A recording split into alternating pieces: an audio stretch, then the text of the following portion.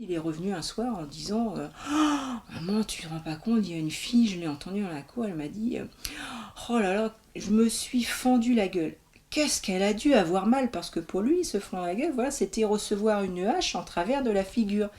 Donc il y avait bien la banque de données fendre et puis figure, mais seulement c'était pas du tout la même image que pour nous. Avant, j'essayais de faire de l'humour, mais le problème c'est que ça marchait pas, c'était complètement désordonné. C'était Et, décalé, c'était ouais. décalé. Et C'est un puis des bons j'essayais termes. dès qu'il y avait un moment drôle, de le répéter pour qu'on rigole, tu vois. Ouais, alors qu'une fois que c'était passé, c'était passé. Ouais, malheureusement. Quand c'est un jeu de mots qui est plus difficile à comprendre, là je vais avoir du mal, mais maintenant, globalement, ça c'est un des trucs qui s'est le plus amélioré, quoi. Les jeux de mots, quand je les connais, quand je les ai déjà rencontrés et qu'on me les a expliqués, ça va. Parce que je les retiens, justement. Il y en a que je ne comprends pas. Parce que j'ai encore jamais vu. Et la première fois qu'on me les sort, j'arrive pas. Parfois, je comprends même pas que c'est de l'humour, en fait. Je comprends que c'est de l'humour, mais je ne comprends pas toujours le sens de la phrase. Surtout si c'est des jeux de mots. Et le second degré, ça dépend qui me le fait et quel ton on adopte. Il y a des fois, je passe complètement à côté de la plaque.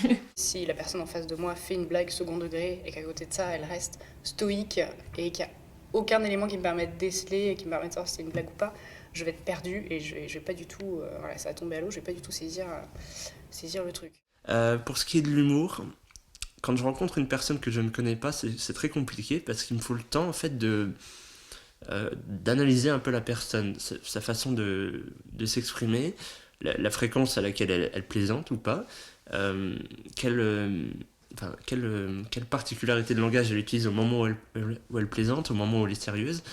C'est assez compliqué et ça me prend du temps, en fait. Donc pendant longtemps, je ne rigole pas trop, ou on va dire je suis pas forcément très agréable parce que je fais que écouter, en fait. J'écoute, j'observe et j'apprends. Et à partir de là, ensuite, je peux rigoler avec la personne parce que quand je sais si justement c'est une personne agréable ou pas, si c'est une personne qui aime beaucoup rire ou pas, je m'adapte en fonction. Je dirais que je suis plus franche. J'aime pas quand on a l'impression de tourner en rond, qu'il y a plein de petits sous-entendus dans les conversations et que les gens disent, comment dirais-je, ils disent pas franchement ce qui les embête chez quelqu'un d'autre. D'un autre côté, ça veut aussi dire que j'ai quand même le tact d'une enclume. Ça fait partie des choses dont j'essaye de me brider un peu parce que mon avis, je le donne. Et si j'aime pas, j'aime pas. Enfin, maintenant, j'ai remplacé j'aime pas par si j'aime pas, je dis rien. Ou je suis ouais, bof. Ou alors la formule toute faite. Ouais, c'est sympa. Ah oui, parce que quand il a quelque chose à dire, même s'il sait que ça va pas nous plaire, il nous dit d'ailleurs, hein, il nous prévient avant, je sais que ça va pas vous plaire, mais je vais le dire quand même.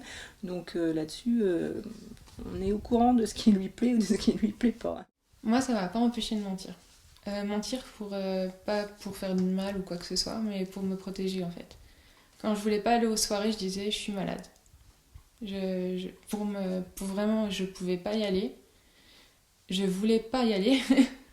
Et je suis malade, je ne peux pas, je vais chez mes grands-parents. Enfin, ça sortait tout le temps.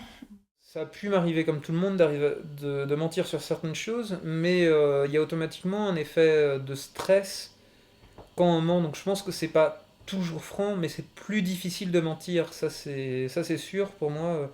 Je pense que voilà, où on peut mentir sur un truc banal, mais si on nous pose des questions, très vite on va commencer à stresser, pas trouver le truc, et quelqu'un d'avisé va savoir qu'on a menti. Moi, j'ai beaucoup de mal à mentir et quand je mens, on me dit toujours que ça se voit comme le nez en plein milieu de la figure et que je suis vraiment une piètre menteuse. Je déteste ça, mais je suis capable quand même de le faire. Donc, c'est pas juste de dire que je suis toujours totalement franche et honnête. Je suis capable de le faire quand il s'agit de sauver mes fesses, de m'éviter un événement social auquel j'ai pas envie de participer. Voilà, dans ces cas-là, je vais mentir, je vais dire que je suis malade ou autre juste pour ne pas y aller. Donc, je suis capable de le faire et j'ai l'impression quand même autour de moi que certains autistes sont capables parfois de mentir, etc. Mais c'est quand même pas quelque chose qui est facile et qui est inné pour nous et qu'on fait de façon régulière, quoi. on est, je pense en tout cas, plus franc et plus honnête que les non-autistes, ça c'est sûr.